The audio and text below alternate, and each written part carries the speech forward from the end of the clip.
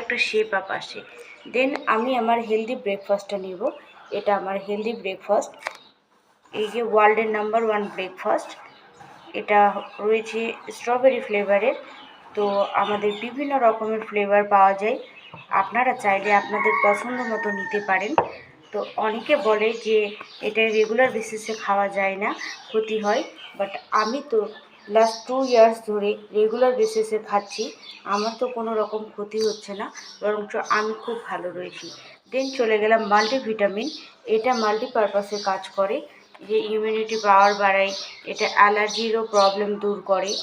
তো এটা পুরো আমার আজকের মর্নিংয়ের সম্পূর্ণ মিলটা আপনাদের সঙ্গে শেয়ার করলাম। Thank you so much everyone. আপনারা কেউ যদি ওয়েট লস করতে চান, ওয়েট গেইন করতে চান, স্কিন প্রবলেম দূর করতে চান, সেক্ষেত্রে কিন্তু আপনারা আমার সঙ্গে যোগাযোগ করতে পারেন।